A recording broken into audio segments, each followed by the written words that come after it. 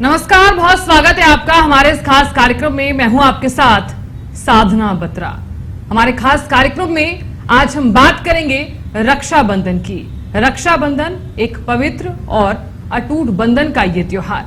रक्षाबंधन भाई बहन का ये एक पवित्र त्योहार है और इस दिन एक बहन अपने भाई को एक रक्षा सूत्र बांधती है और वचन लेती है कि किस तरह से वो भाई अपनी बहन की रक्षा करेगा। तो रक्षाबंधन के दिन हम ये खास कार्यक्रम कर रहे हैं और इसलिए हम आपको ये बताना चाहते हैं कि रक्षाबंधन के दिन आप किस तरह से राखी बांधेंगे, क्या कुछ विशेष शुभ मुहूर्त रहने वाला है और क्या कुछ विधि रहने वाली है। हमारे साथ हमेशा की तरह खास मेहमान हैं ज्योतिष आचार्य पंडित प्रकाश शंकर दीक्षित। पंडित जी, बहुत बहुत स्वागत है हमारे खास कार्यक्रम में। पंडित जी, हमारे दर्शकों को बताइए कि रक्षाबंधन का ये विशेष त्योहार है, आज के दिन किस तरह से रक्षा सूत्र बांधा जाएगा और क्या कुछ विधि रहने वाली है। देखिए, जो जानकारी आप सभी को वितरित करना चाहती हैं और स्वयं जानना चाहती हैं, उसका सबसे बड़ा प्रभाव यह है कि 12 वर्षों के बाद में एक ऐसा रक्षाबंधन आया है जो भद्रा रहित है, जिसमें भद्रा नहीं है। हर रक्षाबंधन में भद्रा होती थी, कभी पूरे समय के लिए, कभी कुछ समय के लिए, जिससे रक्षाबंधन का प्रभाव कभी शाम को, रात में या कभी सुबह, बीच का समय बिल्कुल बंद होता था। आज की स्थिति यह है कि आज का रक्षाबंधन 12 वर्ष बाद इसलिए अति उत्तम माना जाता है क्योंकि उसमें आयुष्मान योग सुबह 6:05 से लेकर के 12:57 तक चलतेगा। उसके बाद में फिर उत्तम योग शुरू होता है और वो योग शाम को 5:57 तक चलता रहेगा। इन उत्तम स्थितियों में यह है कि भद्रा वाले कार्य में, जब भद्रा में रक्षाबंधन किया जाता है तो या तो हमारे देश का राजा अपने पद से च्युत हो जाता है, यानी कि उतर जाता है, और या ऐसी विकट स्थितियां और घमासान स्थितियां होती हैं जो संग्राम कारक या बीमारियों का विषम प्रभाव जो पूरी जड़ों तक हिला देता है और हमारी जो आर्थिक स्थिति है, जो रीढ़ की हड्डी है, वो भी सब गड़बड़ कर देता है। लेकिन इस बार के रक्षाबंधन में विशेष यह है कि आयुष्मान योग, यानी आयुष्मान योग के साथ साथ प्रगति की उत्तम प्रक्रियाएं और भगवत कृपा प्राप्त होने का उत्तम प्रभाव है। रक्षाबंधन का समय, रक्षाबंधन की स्थिति उत्तम इसलिए मानी जाती है क्योंकि भगवान विष्णु के द्वारा जुड़ी हुई। और जब भगवान विष्णु एक बार बलि को दान देने के चक्कर में और बलि से दान लेने के चक्कर में एक ऐसा अद्भुत रूप बनाया था जो सिर्फ 52 अंगुल का था। और ऐसा रूप बना करके जब बलि के पास गए तो बलि से भिक्षा मांगनी चाहिए, लेकिन बलि को भिक्षा देने का समय तो बाद में आता। पहले जो उनके गुरु शुक्राचार्य जी थे उन्होंने रोक दिया, नहीं विष्णु है, इनको भिक्षा मत देना, ये बहुत गड़बड़ी कर देंगे। तो विष्णु ने कहा, तो बलि ने कहा आप चिंता मत कीजिए गुरुदेव, आप शांत रहिए, क्योंकि मैंने दान देते देते समस्त संसार को दान दिया, ऐसा कोई बाकी नहीं जो हमारे दरबार से खाली जाए। आज अगर साक्षात तीनों लोगों के स्वामी भगवान विष्णु आए हुए हैं तो ये हमारा अहोभाग्य है, हमारा जीवन सफल हो गया और मैं जरूर दूंगा। जब वो दान देने लगे तो कमंडल से उठा करके जल लाने की कोशिश की तो शुक्राचार्य जी उस कमंडल की टोटी के अंदर घुस गए। वामन भगवान यानी विष्णु जी ने एक कुश उठाया और उस टोटी में घुसेड़ दिया तो शुक्राचार्य जी की एक आंख फूट गई और वो बिलबिलाते हुए बाहर आ गए। लेकिन जल कमंडल से आया और संकल्प ले लिया और संकल्प दे दिया। तो कहने लगे क्या ले रहे हो संकल्प में? कहने लगे बस 3 पग पृथ्वी चाहिए मुझे निवास के लिए। बलि ने कहा इतना छोटा सा आदमी, जैसे ही उन्होंने वो वचन ले लिया तो कहने लगे नहीं, मैं 3.5 पग पृथ्वी तुम्हें दान देता हूं। जैसे ही भगवान आश्वस्त हो गए कि 3.5 पग पृथ्वी मिलेगी तो उन्होंने अपना विशाल आकार बनाया और जब विशाल आकार बनाया तो उस विशाल आकार में जब अपना पैर उठाने की कोशिश की तो उससे पहले ही ब्रह्मा जी पहुंचे और कहने लगे रुक जाओ प्रभु, इस रूप के दर्शन करने के बाद मैं आपके चरण धुलना चाहता हूं। और उन्होंने उनके चरण धुल करके अपने कमंडल में रख लिए। कहने लगे अब आप अपना कार्य कीजिए। ब्रह्मा जी अपने कार्य को चले गए। उसके बाद जैसे ही भगवान ने पहले में मृत्युलोक नाप लिया, दूसरे में स्वर्गलोक नाप लिया, तीसरे में पाताल लोक नाप लिया और जब 3.5 पग, आधा पग कहां नापे, तो बलि ने कहा, आप हमारी पीठ नाप लीजिए। एक पैर नीचे रख करके और बलि के सिर पर अपना एक पैर रखा और दबा दिया तो पाताल लोक में चला गया। और जब पाताल लोक में चला गया तो वहां जो उसका महल बना हुआ था, उस महल में वो पहुंचा, साथ में भगवान भी पहुंचे और भगवान प्रसन्नता से कहने लगे, बलि मैं तुम पर अति प्रसन्न हूं, बोलो क्या वर मांगना चाहते हो। बलि मुस्कुराया और कहने लगा, जिसको मैंने खुद दान दिया है, भिक्षा दी है, उससे क्या मांगूंगा मैं, मुझे कोई आवश्यकता नहीं। कहने लगे नहीं, फिर भी मेरी इच्छा है कि मैं तुम्हें जरूर दूंगा।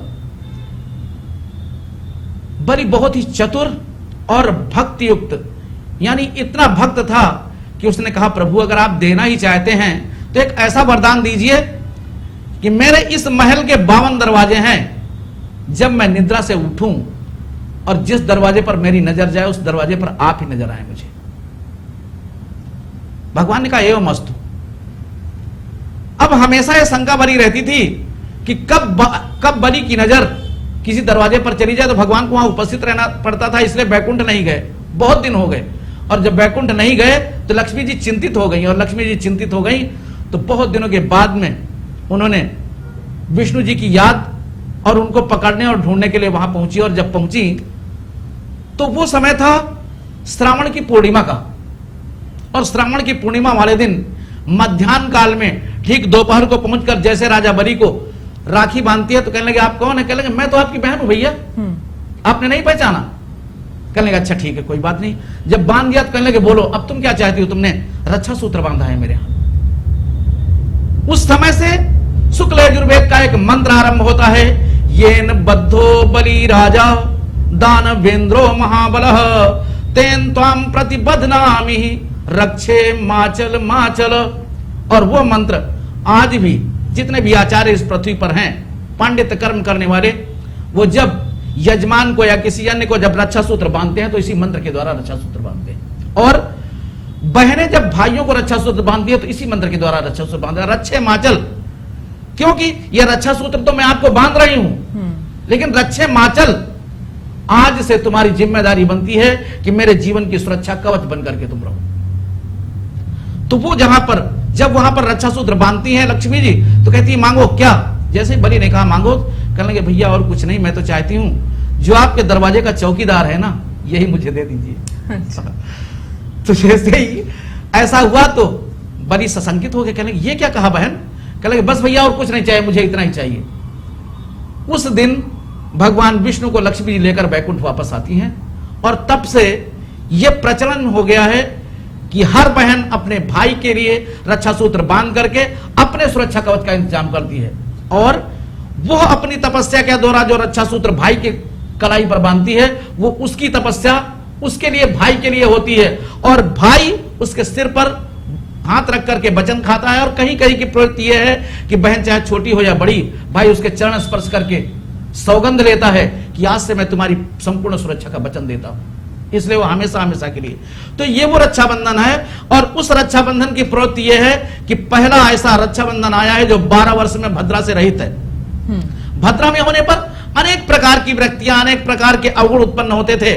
कभी उस भद्रा में रक्षा सूत्र बांधने पर विकराल स्थिति, कभी रोग का प्रभाव, कभी उत्तम स्थिति, कभी ऐसा जैसे आपने देखा होगा कभी सुनामी आ जाती है, बिल्कुल, कभी हलचल का प्रभाव होता है, कभी ऐसी भयंकर जैसे कोरोना जैसी बीमारी आ जाती है, कभी प्लेग जैसी बीमारियां, तो आकर के गड़बड़ी करती हैं और बहुत ज्यादा जन धन की हानि करती हैं। लेकिन इस बार का रक्षाबंधन अहोभाग्य, सनातनी और हम भारतवासी और हम भारत वालों के लिए बहुत बड़े पुण्य का अवसर है। ऐसे समय में भगवान का ध्यान, भगवान की पूजा, भाई और बहन के प्रति स्नेह का रक्षाबंधन, और उसके बाद में दान कर्म करते हुए ब्राह्मणों को, शुक्ल यजुर्वेदी मंत्र का जाप करने वाले ब्राह्मणों को दान करें। उसके अलावा दया भी, दान एक प्रकार का होता है, जिस तरह से आप किसी यज्ञ में हवन करते हैं तो उसमें जो आहुति डाली जाती है उसकी भस्म निकल करके जब ऊपर जाती है तो हवि देवताओं को प्राप्त होती है, देवता बलवान होते हैं और देवता आशीर्वाद प्रदान करते हैं। लेकिन उसके साथ दया की भी भावना होती है। आपके मन में, मेरे मन में हमेशा ये उत्पन्न होता है कि बेचारा है, इसके पैर नहीं है, इसके हाथ नहीं है, ये दरिद्र है या ये कमजोर है तो इसको कुछ देना चाहिए, पहनने के लिए, ओढ़ने के लिए, खाने के लिए, पीने के लिए, तो दया है। आप जब वहां पर देते हैं तो उसका भी आपको कहेंगे प्राप्त होगा, लेकिन दान और दया में फर्क। तो जब आप दान करने की स्थिति में करके और ये भगवान के प्रति समर्पित करते हैं और अपना समस्त कर्म भगवान को समर्पित करके प्रणाम करते हैं, फिर उसके बाद रक्षाबंधन का त्योहार मनाते हैं। भाई को बहन रक्षा सूत्र बांधने के साथ तिलक करके कुछ मीठा ग्रहण करवाती है, तो भाई का भी कर्तव्य होता है वो बहन के लिए भी कुछ मीठे का प्रयोग करे। आचार्य जी देखिए, आपने जिक्र किया है कि 12 वर्षों के बाद ये बहुत ही शुभ रक्षाबंधन रहने वाला है। हालांकि हर बार तो हम देखते थे कि भद्रा काल आ गया है, तो कई तरह के जो संशय रहते थे तमाम जातकों के मन में जरूर रहते थे कि सुबह के समय बांधे या शाम के समय बांधे, लेकिन इस बार भद्रा काल नहीं होगा, किसी भी समय हम रक्षाबंधन उसके अलावा मना सकते हैं। एक बहुत उत्तम मुहूर्त आ रहा है, सुबह 6:05 पर 12:57 तक आयुष्मान योग आ रहा है, जो प्रतिपल प्रगति की संभावनाओं का आशीर्वाद प्रदान करता है। ऐसे समय में जो कार्य किया जाता है वो दिन प्रतिदिन, प्रतिपल, प्रति समय के हिसाब से बढ़ता चला जाता है। तो यानी कि रक्षाबंधन के दिन इस बार कई शुभ मुहूर्त कई शुभ मुहूर्त किसी भी समय बांधे जा बिल्कुल सकती बिल्कुल है। सुबह 6 बजे से 12:57 तक, फिर उसके बाद में 1:48 से शुरू होता है समय, और फिर वो शाम को 5:57 तक चलता है। फिर अगर करना चाहते हैं तो गोधूली बेला का भी उत्तम मुहूर्त है। इसलिए पूर्ण समय में पूर्ण मुहूर्त और उत्तम है, अति उत्तम स्थिति प्रदान करने वाले हैं और भगवत कृपा प्रदान करने वाले हैं। आचार्य जी एक सवाल ये भी है, क्योंकि कई जातक रक्षाबंधन के दिन राखी बंधवाने के लिए या फिर राखी बांधने के लिए नहीं जा पाते हैं, ऐसा जरूर होता है, हर किसी के घर में जरूर रहता होगा। तो क्या एक दिन पहले या एक दिन बाद में रक्षाबंधन मनाया जा सकता है? कर सकते हैं। उसके लिए किन किन मंत्रों का हम उच्चारण कर सकते हैं? क्या आगे और पीछे अगर हम बांधते हैं, यानी कि एक दिन पहले या एक दिन बाद में बांधते हैं, तो क्या उस वक्त कुछ ऐसे राहु काल या फिर कुछ समय का ध्यान रखना होगा? बस सिर्फ राहु काल का ध्यान रखना है, और राहु काल के अन्य स्थिति में रक्षा सूत्र बांध सकते हैं। रक्षा सूत्र बांधने के साथ साथ पहले द्वादशाक्षर का मंत्र ओम नमो भगवते वासुदेवाय या ओम वामन देवाय नमः, क्योंकि ये शुरुआत होती है इस मंत्र की भगवान के वामन रूप से, तो इसलिए वामन देवाय नमः या द्वादशाक्षर मंत्र जो शुक्ल यजुर्वेद का है ओम नमो भगवते वासुदेवाय, एक मंत्र भी बोल सकते हैं या 11 मंत्र भी ले सकते हैं, और फिर उसके बाद में रक्षा सूत्र बांधते हैं, और रक्षा सूत्र बांधने के बाद अपना अगला कार्य करते हैं। और प्रतिपल की स्थिति और प्रतिदिन के जिस तरह से कार्य हैं सुचारू रूप से उत्तम स्थिति बनाते हुए, लेकिन उससे पहले सभी ये ध्यान रखें, स्नान करके सबसे पहले भगवत पूजन करें, भगवान की आराधना करें, उसके बाद में बहन के साथ मिलकर के बैठ करके रक्षा सूत्र बंधवाएं, और फिर उसको सुरक्षा कवच का आदेश और सौगंध लेते हुए अग्रिम स्थिति प्रदान करें। बिल्कुल आचार्य जी, देखिए रक्षाबंधन का दिन है और ऐसे में कई जातक व्रत भी रखते हैं। बिल्कुल बिल्कुल। तो व्रत रख के ही माना यह जाता है कि उसके बाद ही जब आप रक्षाबंधन मना रहे हैं, राखी बंधवा रहे हैं या फिर राखी बांध रहे हैं, बहनें अगर अपने भाई को राखी बांध रही हैं, तो उसके बाद ही आप कुछ ग्रहण कर सकते हैं। बिल्कुल बिल्कुल। तो इसके पीछे क्या कुछ कारण है, क्या कुछ धार्मिक मान्यता है? धार्मिक मान्यता उसी तरह से जिस तरह से हम नवरात्र में व्रत रखते हैं, बृहस्पति का व्रत रखते हैं, एकादशी का व्रत रखते हैं, ठीक उसी तरह से ये है कि जिस तरह से शाम को चंद्रमा निकलता है और पूरे दिन का व्रत रख करके चंद्रमा को अर्घ्य दिया जाता है, करवा चौथ का बहनें और माताएं व्रत रखती हैं तो चंद्रमा को अर्घ्य देने के बाद में फिर भोजन ग्रहण करती हैं। लेकिन ये रक्षाबंधन का व्रत ऐसा है कि तब तक व्रत रखा जाता है जब तक भाई को रक्षा सूत्र न बांध ले, और जब रक्षा सूत्र बांध लेती हैं कामनाओं की स्थिति पूर्ण होने के साथ साथ भगवान से भाई की लंबी उम्र की कामना करती हैं, और फिर उसके बाद में उसको मीठा ग्रहण करवा करके स्वयं और अन्य सभी को मीठा ग्रहण करवा करके स्वयं भोजन आरंभ करती हैं। इसलिए व्रत का तात्पर्य यह है कि बहनें अपने भाई के जीवन की सुखद कामना और दीर्घायु होने की स्थिति जब ये मिल जाता है तो उसके बाद में फिर भोजन अपना व्रत तोड़ देती है और भोजन ग्रहण करती है। बिल्कुल। आचार्य जी, मैं आपसे ये भी जानना चाहती हूँ कि रक्षाबंधन का त्योहार मनाने से पहले भाई और बहन को किन बातों का ख्याल रखना होगा? बिल्कुल, रक्षाबंधन का पर्व मनाने से पहले भाई और बहनों को यह ख्याल रखना पड़ेगा कि अगर रक्षाबंधन के एक दिन पहले जब उनका शयन का समय आता है तो उससे पहले ध्यान दें कि सूर्यास्त होने के बाद भोजन न ग्रहण करें, और खासकर बहनें जो रक्षा सूत्र बांधेंगी और सूर्यास्त से पहले भोजन ग्रहण कर ले, सूर्यास्त के बाद भोजन न ग्रहण करें। दूसरे दिन सुबह उठ करके अपनी दिनचर्या नियमादि करते हुए और फिर उसके बाद में स्नान करके पूजा पाठ करके फिर भाई को रक्षा सूत्र बांधने का प्रयत्न करें, और रक्षा सूत्र बांधने के बाद पूर्ण रूप से जिस तरह से भगवान को भोग लगाते हैं उस तरह से भाई को सुंदर और उत्तम कामना के साथ साथ उसके दीर्घायु होने की कामना के साथ साथ तब उसको मीठा ग्रहण करवा करके फिर उसके बाद में तब आगे की प्रक्रिया बढ़ा सकते हैं और अपना कार्य कर सकते हैं। निश्चित तौर पर आचार्य जी देखिए, क्योंकि भाई बहन का ये त्योहार है बिल्कुल, और बिल्कुल। अटूट बंधन का बिल्कुल, त्योहार है, तो बिल्कुल, तमाम बिल्कुल। बातों का ख्याल तो यहाँ पे रखना ही बिल्कुल, होगा और बिल्कुल, दर्शक भी ये खास कार्यक्रम देख रहे बिल्कुल, हैं बिल्कुल। तो उनके लिए भी ज्यादा जरूरी हो जाता है। बिल्कुल, बिल्कुल। आचार्य जी, एक सवाल दर्शकों के मन में भी है, क्योंकि शनि वक्री का समय चल रहा है और तमाम राशियों में शनि वक्री है और कुछ चीजें जो है अप एंड डाउन भी चल रही हैं, तो ऐसे में रक्षाबंधन का ये त्योहार आना कितना शुभ माना जा रहा है? रक्षाबंधन का त्योहार आना शुभ है, उत्तम है। ग्रह तो अपनी प्रक्रिया अब दर्शाएंगे, वो तो चलते रहेंगे, लेकिन दो चीजें आप विशेष ध्यान रखना।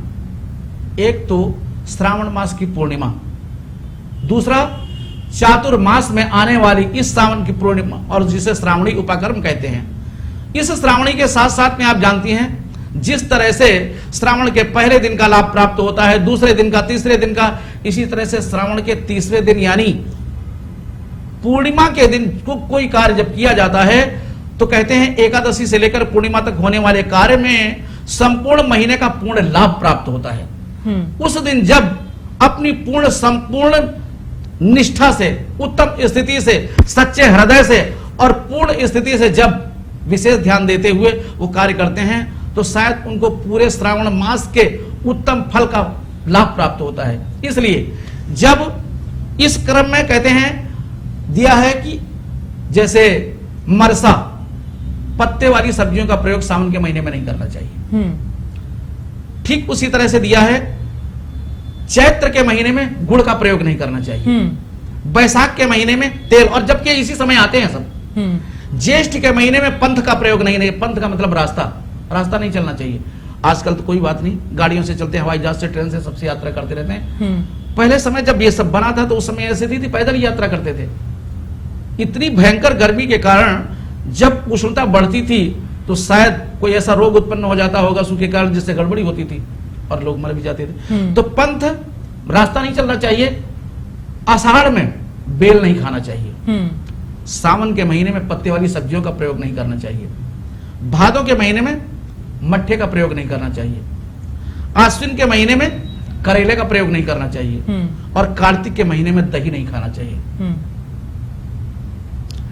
उसके बाद में जब माघ का महीना आता है तो उसमें मटर का प्रयोग नहीं करना चाहिए। फाल्गुन के महीने में चने का प्रयोग नहीं, जबकि इसी महीने में सब उत्पन्न होने वाली चीजें हैं। लेकिन कहते हैं चैत्र में गुड़, बैसाख में तेल, ज्येष्ठ में पंथ, आषाढ़ में बेल, सावन मरसा भादो मही, कुआर करेला कार्तिक दही, अगहन जीर पूस में धना, माघ में मटरा फागुन चना, इतने दिन जो कोई बचावे ताकि घर कभी वैद्य ना आवे। अगर लोग सावन के महीने में पत्ते वाली सब्जियों का प्रयोग नहीं करते हैं तो बहुत सारे रोगों से दूर रहते हैं। और जो 12 महीना का हमने कथन दिया आपको, इन 12 महीनों को बचाते हैं तो शायद वो व्यक्ति कभी भी बीमार नहीं पड़ सकता है।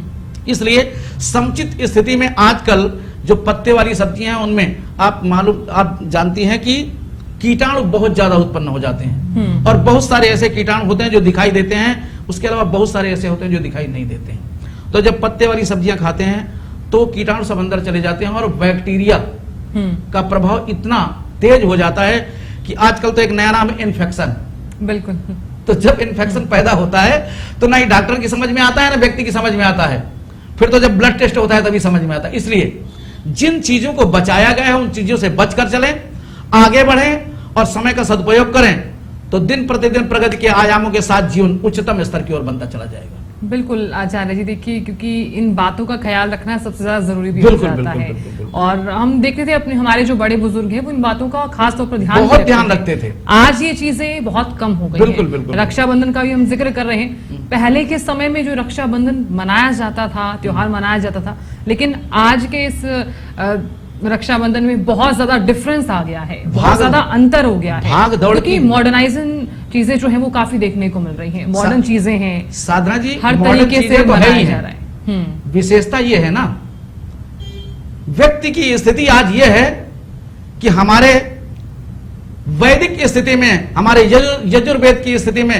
4 स्थितियां दी गई हैं। 24 घंटे का समय 4 बार विभाजित किया गया है 6-6 घंटे में। 6 घंटे सोने के लिए, 6 घंटे हमारे अन्य काम कार्य करने के लिए जैसे स्नान, ध्यान, पूजा पाठ, 6 घंटे हमारे सिर्फ योग व्यायाम और भगवत ध्यान के लिए हैं और 6 घंटे धनार्जन के लिए। साधना जी विशेष जानती हैं आप, व्यक्ति सिर्फ धनार्जन में 18 से 20 घंटे लगा देता है। बिल्कुल। मात्र 4 घंटे वो सोना भी और ब्रश करना भी और उसके बाद में सब कुछ उसी में निपटाना चाहता है। असीमित स्थिति, जब आप बैलेंस खो देगी, एक धरातल पर रखा हुआ है और कोई पात्र रखा हुआ है, जब लंबा करके रखा हुआ तो बराबर रखा हुआ टिकाएगा, लेकिन जब बैलेंस इधर ज्यादा हो जाएगा तो डिसबैलेंस हो जाएगा। ठीक उसी तरह से जब 24 घंटे में 6-6 भाग किए, 6-6 घंटे के 4 भाग किए गए हैं और उनको हम समुचित स्थिति में नहीं ले सकते हैं और गड़बड़ी करेंगे तो डिसबैलेंस होने का प्रभाव तो बनेगा ही बनेगा। जहां पर 18 घंटे का प्रभाव मात्र 6 घंटे में निपटाने की कोशिश करेंगे और जो 6 घंटे का प्रभाव 18 घंटे में निपटाने की कोशिश करेंगे तो कहीं ना कहीं तो गड़बड़ी उत्पन्न होगी। बिल्कुल। हमारे अंदर जो भी स्थिति है, जैसे मशीन है उसी तरह से हमारे अंदर भी सब कुछ है, लेकिन मशीन में तो लोहे से, स्टील से, कॉपर से, पीतल से, किसी अन्य चीज से बना हुआ है, लेकिन हमारे अंदर जो बने हुए कोमल तंतु हैं उनमें तो जरा सा भी गड़बड़ी हो जाएगी तो सब खराब हो जाएगा। तो इसलिए उस बैलेंस को बनाना बहुत जरूरी है। जिस दिन मानव जाति धनार्जन के मामले में 18 घंटे खराब करने के बजाय सिर्फ 6 घंटे लगाएगी, उस दिन बैलेंस भी बन जाएगा, आरोग्यता भी बढ़ेगी और भगवत कृपा से जो हॉस्पिटल में लोग पड़े रहते हैं और एडमिट रहते हैं और दौड़ लगाते रहते हैं, उनका हॉस्पिटल जाना बंद हो जाएगा और उत्तम स्थिति बन जाएगी। भगवत कृपा से और अग्रसर होते रहेंगे, दीर्घायु होंगे। स्थिति में ही रक्षाबंधन जो है वो मनाया जाएगा। आप लगातार जिक्र भी कर रहे थे कि इस बार काफी शुभ जो है मुहूर्त रहने वाले हैं, कई तरह का अच्छा जो है वो इस बार रहने वाला है। तो ये बहुत अच्छी बात है तमाम जातकों के लिए भी और तमाम लोगों के लिए, भाई बहनों के लिए भी बहुत अच्छी बात है। लेकिन पंडित जी मैं ये भी जानना चाहती हूँ कि आपने जिस तरह से जिक्र किया ग्रह नक्षत्र का, तो ग्रह नक्षत्र का क्या कुछ प्रभाव भी पड़ता है त्योहारों पर? ग्रह नक्षत्रों का बहुत बड़ा प्रभाव पड़ता है। देखिए तो क्या इस बार शुभ और अशुभ की भी कुछ चीजें दिखाई दे रही हैं? बिल्कुल बिल्कुल। देखिए शुभत्व की स्थिति चीज जो दिखाई दे रही है उसी के लिए बनाया गया है। जब आपके लिए सबसे उत्तम समय यानी जो गोल्डन टाइम दिया गया है वो 6:05 से लेकर के 12:48 का मुख्य मुहूर्त है। उसके बाद में आप 1:48 से जो जाएंगी दूसरे समय में 5:57 का जो समय दिया गया है वो समय यानी दूसरे नंबर का आता है। 1 नंबर का समय सुबह। तो जिस तरह से हम विशेष स्थिति जीवन में ढूंढने का प्रभाव 1 नंबर वाली चीज का करते हैं, अगर उस समय सभी करना चाहते हैं तो वो सुबह से लेकर के 6:05 के बाद 12:48 तक कर सकते हैं। लेकिन अगर किसी को समय नहीं मिलता है तो दूसरे समय का भी उपयोग कर सकते हैं। और उसमें भी ग्रहों की उपादेयता यह है कि जो जो समय गैप दिया गया है, जो समय नहीं बताया गया है, जब उसमें करते हैं तो ग्रहों की अपनी जो कुदृष्टि, जो प्रभाव मानव जीवन पर डालती है वो गड़बड़ियां जरूर करती है। इसलिए उस समय से बचें और ये ध्यान रखें, क्योंकि शनि और बृहस्पति, राहु और केतु और मंगल का प्रभाव, अगर हम इनके समुचित स्थिति में उनके स्थान पर रह करके जरा सी भी उल्टी स्थिति यानी कोई कर्म करने का प्रयास करेंगे तो जब शनि की कुदृष्टि उत्पन्न होती है, रावण की लंका जलती हुई सोने की चमचमाती है तो हनुमान जी को कष्ट होता है। और शनि को जब शयन कक्ष से निकाल के लाते हैं, कहते हैं देखो ये सब इतनी चमक रही कि मेरी आंखों में जो चमक उत्पन्न हो रही है उससे मुझे दिक्कत हो रही है, इसको ठीक करो। तो जैसे शनि जी दृष्टि डालते हैं तो सब कोयला हो जाता है, काला हो जाता है, चमक समाप्त हो जाती है। तो ठीक उसी तरह से जिस तरह से शनि, राहु और केतु का प्रभाव दृष्टि डालने से सिर्फ ऐसी विकट स्थिति उत्पन्न कर देता है, ठीक उसी तरह से मानव जीवन पर आने वाली स्थिति उस पर भी ऐसा ही प्रभाव डालता है। जब भगवान राम और महाराजा हरिश्चंद्र, जो सत्यवादी हरिश्चंद्र थे, जब उनकी ऐसी विषम परिस्थिति आई कि मरघट पर जाकर के उन्हें नौकरी करना पड़ा और अपने पुत्र और अपनी रानी को भी बेचना पड़ा। वो बालक और वो दोनों, माता और बेटा तो दोनों कर रहे थे नौकरी, लेकिन वो मरघट पर नौकरी कर रहे थे और ऐसी नौकरी कर रहे थे कि कर लेने के लिए उन्होंने अपनी सत्यता, निष्ठा और सत्यवादी होने का जो सबूत दिया शायद अति दुर्लभ है। जब उनके पुत्र को लेकर के उनकी पत्नी आई तो उसे बिना कर लिए उसका अंतिम संस्कार नहीं करने दिया। और जब जिस समय कर ले लिया उस समय भगवान प्रकट हुए और उन्होंने आशीर्वाद दिया और कहा, विश्वामित्र जी से तुमने बहुत ही अनर्गल काम किया है, ऐसी विकट परिस्थिति में, ऐसी विकट समस्या में और ऐसे विकट जीवन में किसी की इस तरह परीक्षा कभी नहीं लेनी चाहिए। विश्वामित्र ने कहा, हमारे देवराज इंद्र का सिंहासन हिल रहा था, और वो कह रहे थे कि 99 अश्वमेध यज्ञ राजा हरिश्चंद्र ने कर लिया है, अगर 100वीं अश्वमेध यज्ञ पूरी कर लेंगे तो बिना कुछ कहे हमें अपना इंद्रासन खाली करना पड़ेगा और वो इंद्रासन उनका हो जाएगा। बस इसीलिए मैं ऐसी परीक्षा ले रहा था कि रुकावट हो जाए। भगवान ने कहा जो परीक्षा तुमने ली है उसी परीक्षा में राजा हरिश्चंद्र का 100वां यज्ञ पूरा हो गया है और उसके अधिकारी हो गए। लेकिन राजा हरिश्चंद्र ने कहा नहीं, मुझे इंद्रासन की कोई आवश्यकता नहीं है, मैं तो सिर्फ और सिर्फ अपना कर्म कर रहा था, इसलिए आप लोग अपना ध्यान दीजिए। और भगवान से प्रणाम किया तो भगवान ने कहा आशीर्वाद मांगो। कहने लगे नहीं, आपके दर्शन हो गए, यही सबसे बड़ा आशीर्वाद है और मुझे कोई आवश्यकता नहीं। तो जब ग्रह की स्थिति उल्टी थी, ध्यान देना, छोटी सी बात जो आपने प्रश्न किया है उसका उत्तर दे रहा हूं। जब ग्रह की स्थिति उल्टी थी तब राजा हरिश्चंद्र को स्वप्न में दर्शन दिए विश्वामित्र ने और दान में मांग लिया। और जब दान मांग लिया तो सुबह जब मिलने गए बगीचे में राजा हरिश्चंद्र, तो देखा जाकर के वहां विश्वामित्र जी, तो उनको ध्यान है स्वप्न में मैंने इसी महात्मा को देखा था।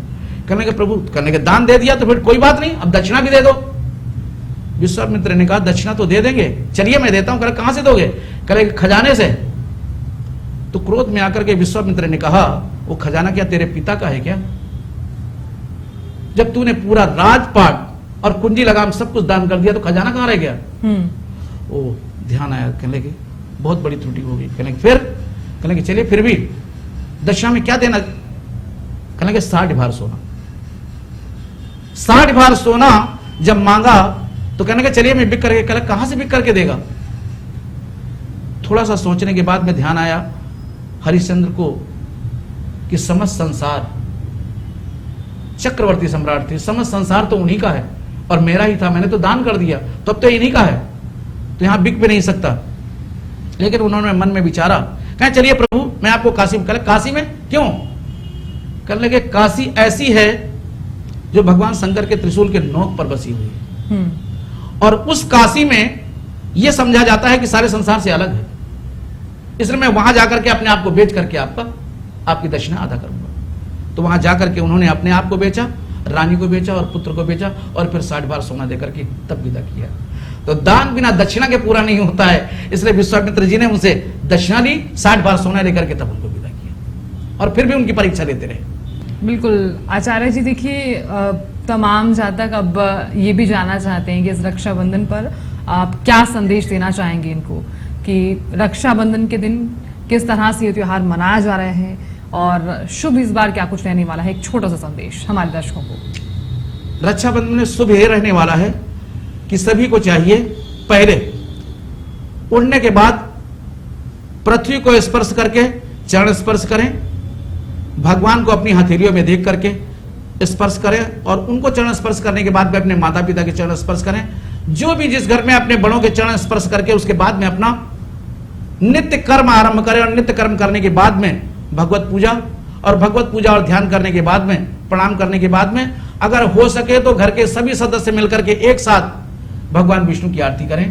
ओम जय जगदीश हरे पूर्ण रूप से आरती करने के बाद भगवान की जय प्रणतपाल भगवंता वाली एक जो स्थिति वंदना है उसका ध्यान करें, प्रणाम करें और फिर उसके बाद में सभी तिलक करने के बाद में तब इसमें भगवत कृपा ऐसी प्राप्त होगी कि जो ग्रह का प्रभाव है, कहते हैं कभी भी किसी भी सम विषम परिस्थिति में अगर किसी ग्रह की तिर्यक दृष्टि होती है हमारे ऊपर और हमें नुकसान पहुंचाना चाहती है तो भयंकर सूल की स्थिति में फूल बन करके निकल जाता है।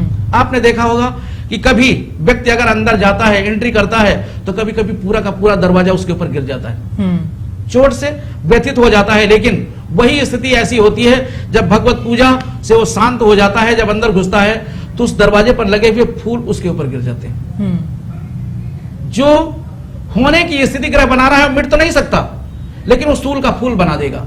इसलिए अगर भगवत ध्यान करते हैं, बड़ों का आशीर्वाद लेते हैं और बड़ों का आशीर्वाद और भगवत ध्यान करके पूजा करके जो करेंगे तो जो ग्रहों का कुप्रभाव है वो शांत हो जाएगा और वही उनकी दीर्घायु के साथ में उत्तम स्थिति बनाएगा। विद्या वालों को अधिक विद्या प्राप्त होगी, धन प्राप्त करने वालों के लिए दिन प्रतिदिन उनकी आर्थिक स्थिति उत्पन्न होगी और आर्थिक स्थिति बढ़ोतरी के साथ साथ में संसार में उनका सम्मान होगा और उत्तम स्थिति बनने के साथ वो अपना उत्तम प्रभाव बना पाएंगे। बिल्कुल आचार्य जी, आपने हमारे दर्शकों को और हमें समय दिया और बताया कि रक्षाबंधन का ये शुभ त्योहार किस तरह से खास मनाया जाने वाला है। बहुत बहुत शुक्रिया हमारे साथ जुड़ने के लिए और अपना बेशकीमती वक्त हमें देने के लिए बहुत बहुत शुक्रिया। देखिए, करीब 12 सालों बाद ये शुभ महीना आया है और शुभ त्योहार आया है, तो इसलिए अपने परिवार के साथ और अपने भाई बहनों के साथ ये त्योहार मनाइए, खुश रहिए और फिलहाल इजाजत दीजिए। नमस्कार।